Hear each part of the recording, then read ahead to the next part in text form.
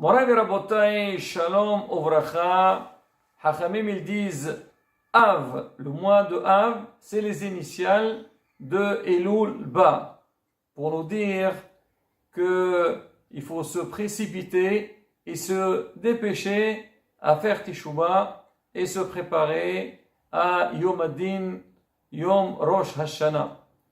Maintenant, dans le mois de Av, on a passé la première partie, c'était le souvenir de la destruction du temple, et on a prié pour qu'Akadosh Baruch Hu nous renvoie le Mashiach, il nous reconstruit le troisième Beth HaMikdash. Mais déjà, Kaf Av, c'est une journée très importante, et certains, ils ont le minhag de faire ce qu'on appelle Hatarat Nedarim, l'annulation des vœux. Certes, que annuler les vœux, c'est quelque chose qui se fait tout le long de l'année. Mais en règle générale, ça se fait de manière privée. Si quelqu'un il a fait un vœu et il regrette ou il n'a pas la possibilité de respecter son vœu, il va aller voir le Rav et le Rav il va lui trouver une solution. Ce qu'on appelle un petah, une ouverture par rapport au vœu qu'il a pris sur lui. Harata, l'homme il doit regretter sur le fait qu'il a pris sur lui ce vœu-là. S'il savait qu'il ne pouvait pas le respecter, il ne l'aurait pas fait.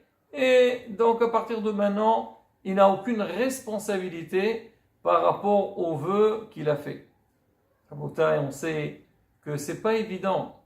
C'est marqué, la Torah dit Lo yahel devaro kechol hayosem epiv yaase. L'homme il ne doit pas profaner sa parole. Tout ce qu'il a sorti de sa bouche, tout ce qu'il a dit, tout ce qu'il a pris sur lui, il doit le respecter. Hachamim vont encore plus loin.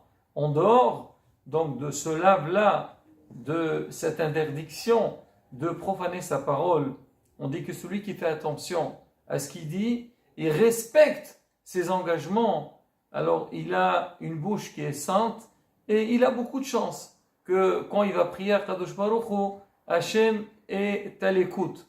Alors comment, pourquoi? Parce qu'on dit à Kadosh Baruch Hu, il dit, regardez ce monsieur, il a toujours respecté sa parole. Ce qu'il dit, il le fait. Maintenant, s'il a un souhait, il a fait une demande à Hachem, et moi, je ne vais pas l'exaucer, je ne vais pas la respecter, alors ça fait qu'il a parlé pour rien. Ce qu'il a dit, il ne va pas être accompli. Alors Hachem fait l'effort, lui aussi, d'exaucer ses demandes. Pour dire combien on doit faire attention à ce qu'on dit. Mais derrière ça aussi, Rabotai, c'est rapporté dans beaucoup d'endroits, dans les livres, que quelqu'un qui ne respecte pas sa parole, ça veut dire il fait des vœux, il ne les accomplit pas, c'est très grave. Je ne vais pas entrer dans les punitions, mais au moins, on doit savoir que ce n'est pas évident. On doit faire très attention à ce qu'on dit. Par ailleurs, si quelqu'un il respecte ses engagements, je vous rapporte les paroles de Pléoretz. Pléoretz, c'est un Kadosh Alion. Lui, il a dit que celui qui étudie dans mon livre de Moussar, et il fait une demande, moi je ferai tout pour que sa demande, elle passe. Il dit que celui qui fait un neder et il accomplit, il le respecte, qui est Elo Hekriv Korban. Banabana, il a fait un Korban. Pour dire que quoi? Que faire très attention. Sur un lien de Nedarim, c'est quelque chose qui n'est pas simple. On va se dire des fois, bon écoute, alors je vais faire des vœux et je vais les faire. On dit faire attention. L'homme, il ne doit pas jouer avec le feu.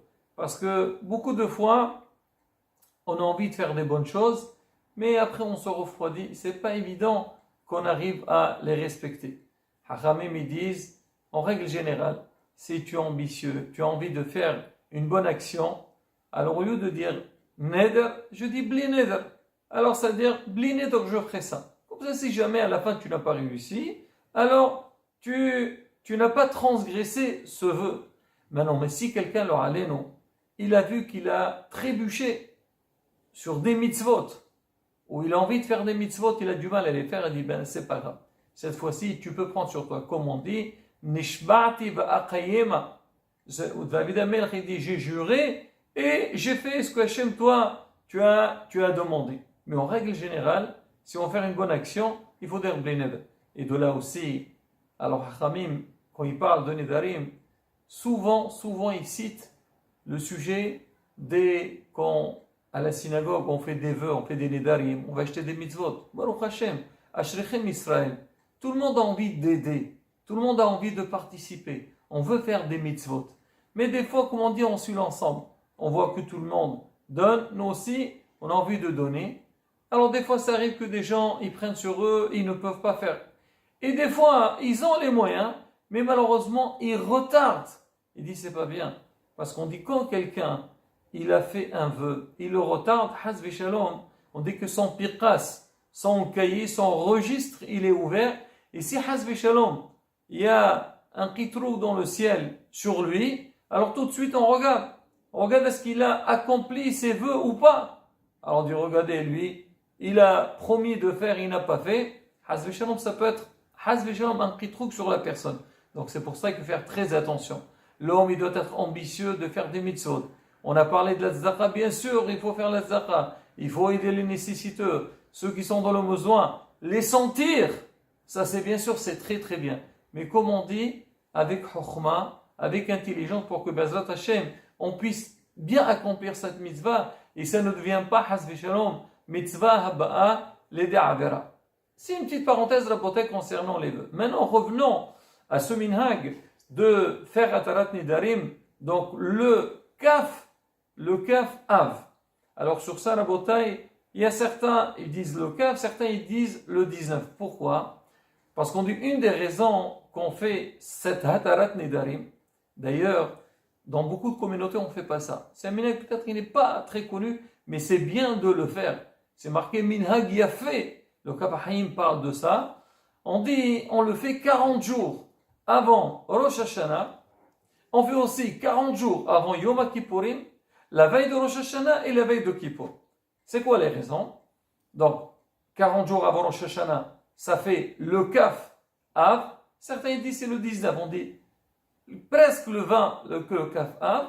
40 jours avant Yom Kippourim, c'est la veille de Rosh Chodesh Elul. Et après, veille de Rosh Hashanah et veille de Yom Kippourim. Pourquoi? Parce que c'est marqué dans le Zohar HaKadosh. Le Zohar HaKadosh dit, je vous lis son langage, c'est quelqu'un, il a été condamné à une nézifa, d'être rejeté, une quarantaine, ou nidouille. Alors, Shemishmor, il dit, c'est pendant, s'il y a une nézifa, un nidouille sur lui, c'est pendant 40 jours, c'est pour ça qu'on dit une quarantaine. Et sa prière, elle n'est pas écoutée dans le ciel. Et maintenant, les 40 jours plus tard, ça va être le jour de Rosh Hashanah. C'est le jour le plus fort des téfilotes. Et si quelqu'un est dans le nidouille, alors comment? Cette fille-là, elle ne va pas passer le jour de Rosh Hashanah. Elle ne va pas passer le jour de Yom Kippourim. Donc on fait Atarat Nedarim. Quand tout le monde sait, aujourd'hui c'est Atarat Nedarim, pourquoi on fait Atarat Nedarim?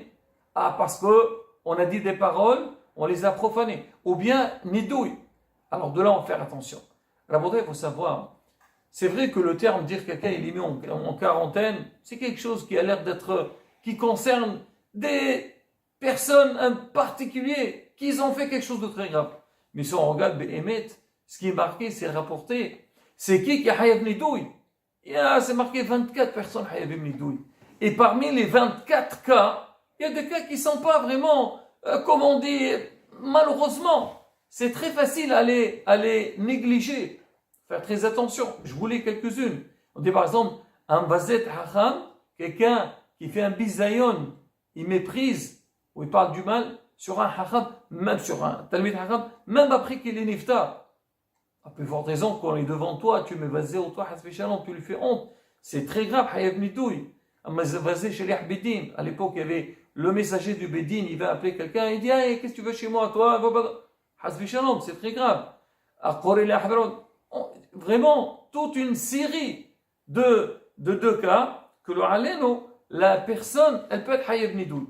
Donc, qui sait? Est-ce que vraiment on est concerné ou on n'est pas concerné? Alors, on dit c'est bien de venir et faire sa Atarat Nedarim. Et bien, Alors pour ceux qui connaissent ça, moi je me rappelle, en Tunisie, la journée de Hatarat Nedarim, c'était une journée très particulière. C'est vraiment l'ambiance comme si c'était un jour de fête, un jour de Kippour. Il y avait tout le monde qui était là, toute la communauté. Déjà Shabbat d'avant, alors on proclame, on dit Rabotai, tel et tel jour, il y a Hatarat Nedarim.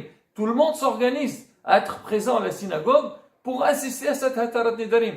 Et ça se passe Berov'am. Alors on essaie de faire 2 groupes de 10 personnes.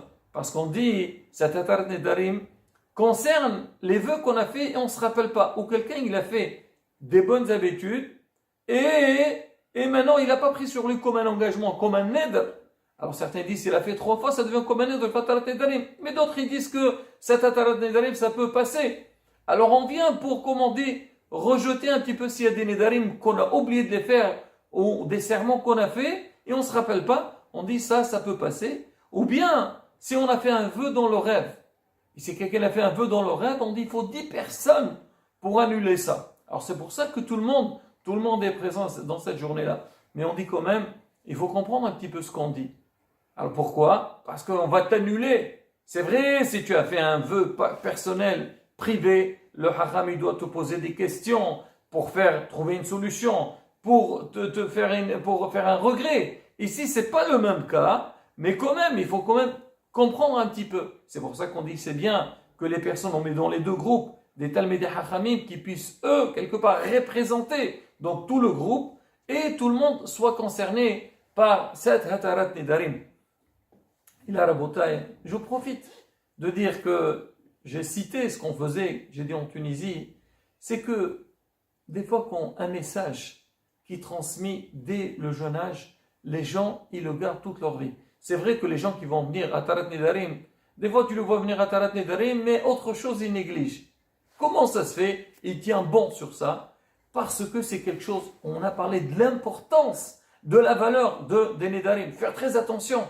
Alors ça reste gravé dans la tête, on fait attention, on essaie de respecter et ne pas hasbe shalom négliger. Pareil aussi dans tout le reste de la Torah. Les enfants, qu'on leur apprend, on leur donne des messages. Sache-le mon fils, cette mise à très importante. Ma fille, la tzni'out, faire très attention. Et là, les Hashem, qu'on inculque aux enfants, dès qu'ils sont jeunes, donc l'importance des mitzvot, la gravité des averot, ils vont grandir avec ça, les Hashem.